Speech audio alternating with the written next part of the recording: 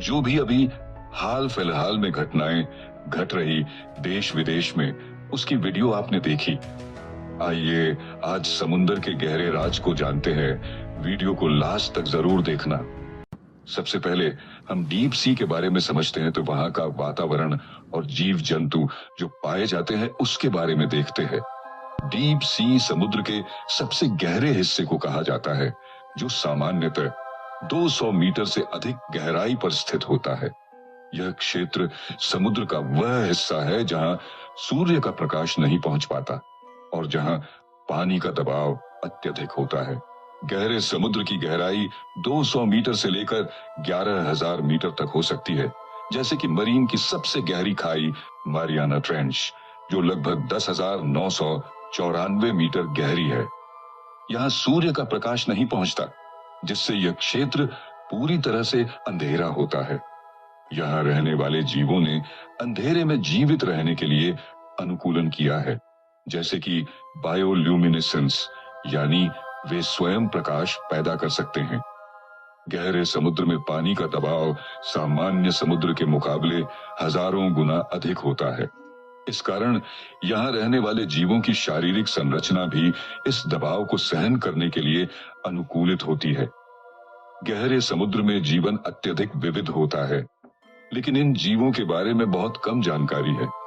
यहाँ बहुत से अजीब और अद्भुत जीव पाए जाते हैं, जैसे कि डीप सी शार्क, आंगली वाले मछली और जेलीफिश आदि।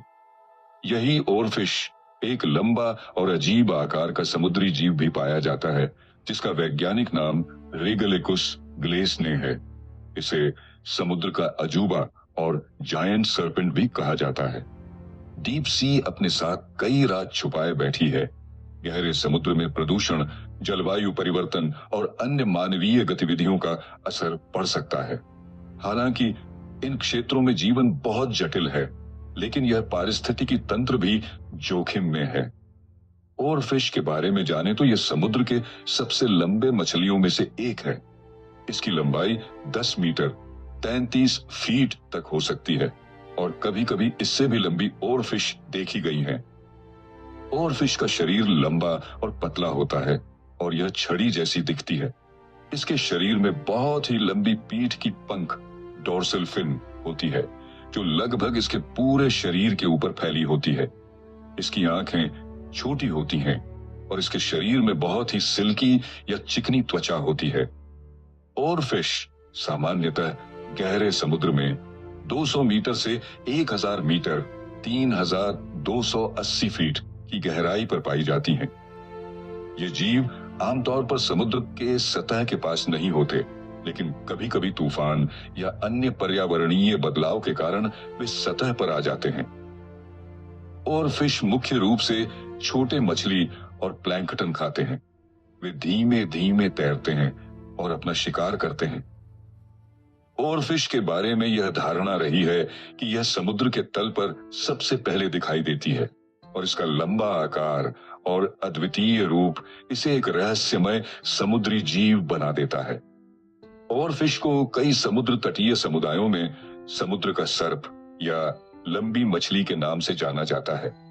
कुछ प्राचीन कथाएं भी यह मानती थीं कि यह जीव समुद्र में भयंकर तूफानों के पहले सतह पर आता है, जो कि समुद्र के नजदीक आने की एक चेतावनी मानी जाती थी। कई लोगों का कहना है कि और फिश किसी बड़े जानवर से डर के सतह पर आई है। ये भी मुमकिन है, क्योंकि मछलियां कई बार अपने शिकारी से बचने के लिए सतह की ओर भागती है।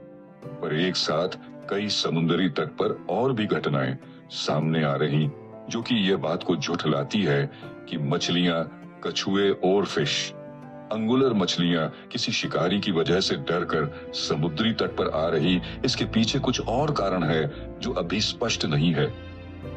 और फिश का समुद्र की सतह पर दिखना एक दुर्लभ घटना है और यह अक्सर समुद्र में किसी प्रकार के बदलाव का संकेत माना जाता है। इस तरह के मामले वैज्ञानिकों और समुद्र तटीय समुदायों के बीच रुचि का विषय रहे हैं।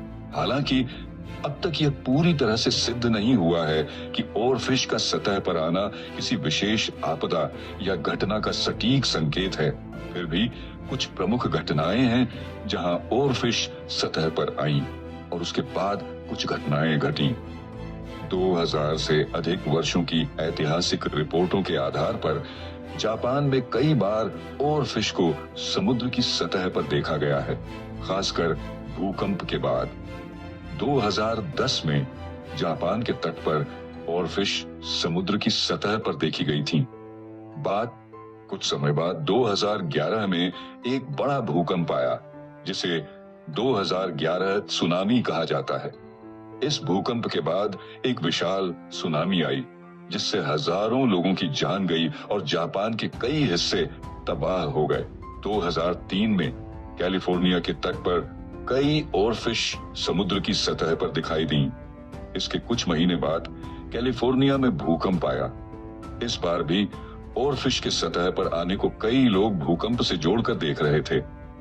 2005 में जापान के तट के पास कई ओरफिश समुद्र की सतह पर पाई गई थी। उसके बाद कुछ समय बाद जापान में भूकंप हुआ।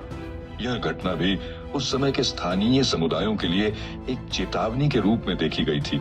कई अन्य रिपोर्ट्स भी सामने आई हैं जहां ओरफिश समुद्र की सतह पर देखी गई और उसके बाद समुद्र में कोई न कोई प्राकृतिक घटना जैसे भूकंप या सुनामी घटी। हालांकि वैज्ञानिकों का कहना है कि इस तरह के संबंधों को स्थायी रूप से सिद्ध करना मुश्किल है, क्योंकि ओरफिश के सतह पर आने के कई अन्य कारण हो सकते हैं, जैसे तापमान में बदलाव, समुद्री प्रदूषण या प्राकृतिक जीवन शैली में बदलाव। वहीं दूसरी ओर अगर बात करें ओडिशा में कछुओं का जमावड़ा क्यों लग रहा, तो इसके पीछे भी कई तथ्य है। कछुओं का अधिक संख्या में दिखना विशेष रूप से ऑलिव रिडली टर्टल्स के प्रजनन मौसम से संबंधित हो सकता है। ऑलिव रिडली टर्टल्स हर साल उड़ीसा के तटों पर आते हैं, खासकर गहरे कुल्ला और रशुला बीच पर, ताकि वे अंडे दें। यह कछुओं का एक स्वाभाविक व्यवहार है। यदि आपको इस समय कछुए ज्यादा संख्या में दिखाई दे रहे हैं, तो यह उनके प्रजनन का एक हिस्सा हो सकता है। ये कछुए समुद्र तट पर अंडे देने आते हैं और फिर समुद्र में वापस लौट जाते हैं। दूसरा, अगर प्राकृतिक आपदा के नजरिए से देखें तो माइट बी यह एक संकेत के किसी बड़े प्राकृतिक अनहोनी का, क्योंकि ढेरों मछलियों का केरला के समुद्री तट पर आना भी अस्वाभाविक है। क्या यह संकेत है दुनिया के अंत के शुरू होने का, या कुछ बड़ा प्राकृतिक बदलाव होने वाला है जो कि मनुष्य जाति को एक अंधकार में धकेल देगा? जानने के लिए हमें सब्सक्राइब जरूर करें, क्योंकि हम ऐसे ही एडवेंचरस वीडियो लेकर आते रहेंगे इस चैनल पर।